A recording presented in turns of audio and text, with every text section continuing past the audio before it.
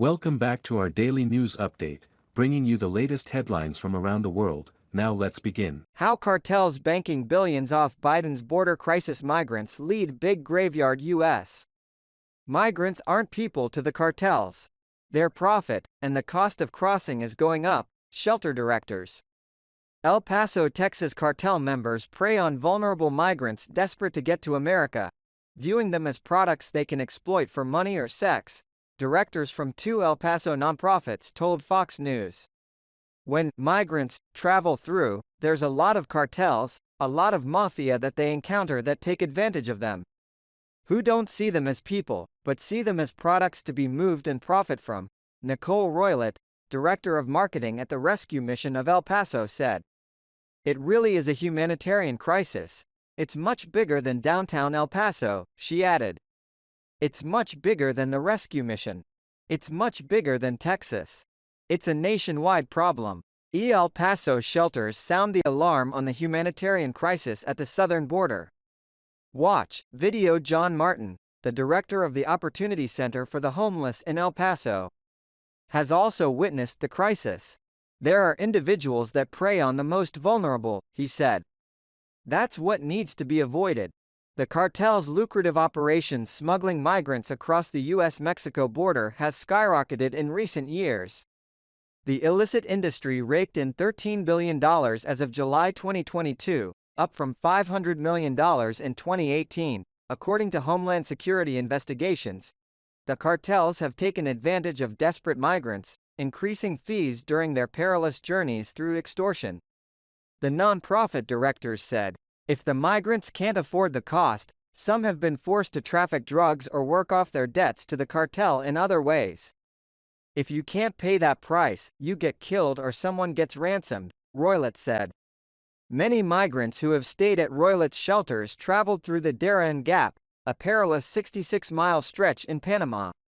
One migrant told Roylett he started the portion with a group of 900, but ended with 400. That jungle is essentially just a big graveyard, Roylett said. A lot can go wrong in there, and it's mostly run by the cartel. Some cartel members have killed, raped or assaulted migrants during the journey through the Darien Gap, Roylett said. A migrant showed her a video of her family members being killed with machetes. It was just so horrific, but that's normal for migrants passing through, Roylett said. There's a lot of kids who have seen their parents either killed or raped in front of them. There's a huge psychological factor in that. One human trafficking victim, Carla Jacinto, previously told Fox News she was raped more than 40,000 times over 4 years in Mexico. These migrants are very traumatized and have incredible trust issues, Roylett said. So for them to get into a white van to come to a shelter takes a lot of trust for them, and that's how desperate they are. They have to nitpick every decision they make because they're very unsure and very vulnerable because of what they've been through.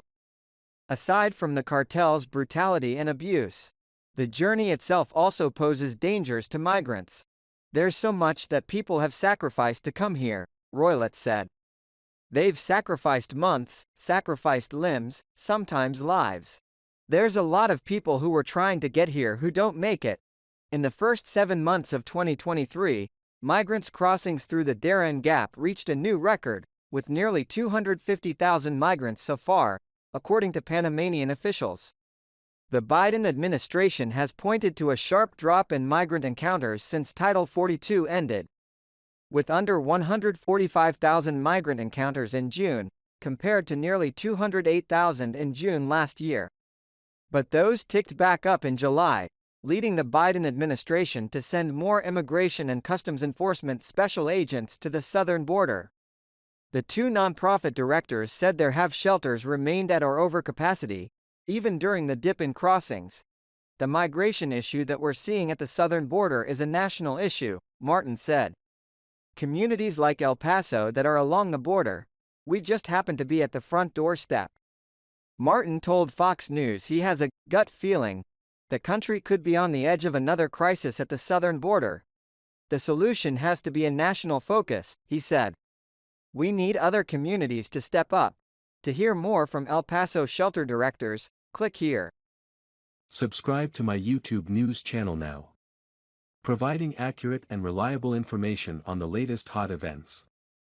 Join the community for exchanging opinions and learning from each other. Hit the subscribe button and turn on notifications to never miss out on the latest videos. Let's explore the world of information together.